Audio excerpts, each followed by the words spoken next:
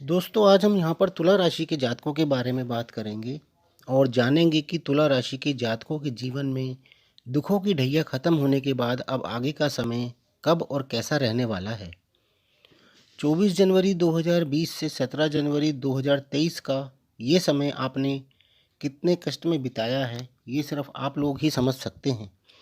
क्योंकि शनिदेव तुला राशि से चतुर्थ भाव में 24 जनवरी 2020 से चल रहे थे और जब शनि चंद्रमा से चतुर्थ भाव में होते हैं तब इसे कंटक शनि कहा जाता है। यानी शरीर में जैसे कोई कांटा चुभ जाता है। शनि की ढैया इस प्रकार से आपके शरीर में कांटे के समान चुभती रहती है और कहीं भी कैसे भी रिलीफ नज़र नहीं आता। एक परेशानी खत्म तो दूसरी शुरू। ऐसे में जातक कई प्रकार के कष्टों को झेलता है और चाहकर भी बहुत प्रयास करने के बावजूद भी इससे छुटकारा नहीं पा पाता, बल्कि दलदल में और गहरा फंसता चला जाता है। काम धंधे की परेशानी, पैसों की तंगी, झूठे आरोप, झूठे केस, हर जगह बेइज्जत होना, अपने लोगों का गैर बन जाना, बीमारी व बच्चों की फीस के लिए भी परेशान होना, कर्ज उठाना आदि बहुत सी तकलीफ़ों से गुजरता है। यहाँ तक कि भगवान की भक्ति करने में भी उसका मन नहीं लगता। ऐसा प्रतीत होता है जैसे भगवान पर से विश्वास ही उठ गया हो। आपने जिन जिन लोगों का हर काम में साथ दिया, वही लोग आपके सामने सीना तान कर आपके खिलाफ खड़े हो गए। यहाँ तक कि इसमें आपके दोस्त व रिश्तेदार भी शामिल हैं। आपकी 100 अच्छाइयाँ छोड़कर एक छोटी सी बात का इशू बनाकर रख देना और उसमें भी सच्चाई ना होना और आपका मजबूर होकर सबके ताने सुनना, ऐसा बहुत सी प्रॉब्लम्स आपने फेस की होंगी। हो सकता है कि आपने किसी अपने खास को हमेशा के लिए खो भी दिया हो, या हो सकता है कि अपनों से दूर रहना आपकी मजबूरी बन गई हो। किंतु अब 17 जनवरी 2023 को शनि कुंभ राशि में प्रवेश कर चुके हैं। आपकी कंटक शनि की ढैया खत्म हो चुकी है। शनि तुला राशि से पंचम भाव में प्रवेश कर चुके हैं।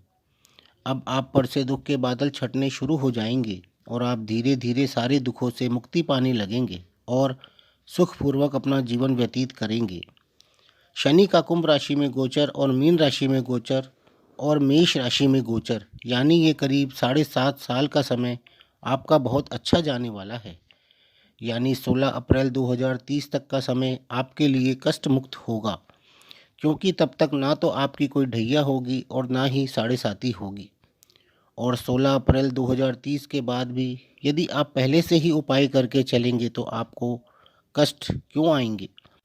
आप यदि अभी से भगवान का सुमिरन करेंगे, अच्छे कर्म करेंगे, किसी गरीब या मजबूर का दिल नहीं दुखाएंगे और ज़रूरतमंदों की मदद करेंगे, तो शनि की ढैया या साढ़े साती आपको कभी भी किसी प्रकार का कष्ट कभी नहीं देगी। बाकी अब शनि के गोचर की बात करते हैं। 23 जनवरी 2023 के बाद से आपके कार्य क्षेत्र में रुके हुए काम धीरे धीरे अपने आप बनने शुरू हो जाएंगे।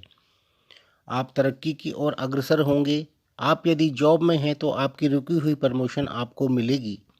आप पर लगे झूठे आरोप वापस ले लिए जाएंगे। धार्मिक कार्यों में आपकी रुचि बढ़ेगी तथा आप उसमें बढ़ चढ़कर हिस्सा भी लेंगे और तन मन धन से अपना योगदान भी देंगे। आपको सम्मान भी मिलेगा। काफ़ी समय से चली आ रही पैसों की तंगी भी धीरे धीरे खत्म होने लगेगी। कर्जा भी धीरे धीरे सब चुकता हो जाएगा। आपके शत्रु आपके सामने खुद सरेंडर कर देंगे या फिर आपके मित्र बन जाएंगे। धन संचय होना शुरू होगा।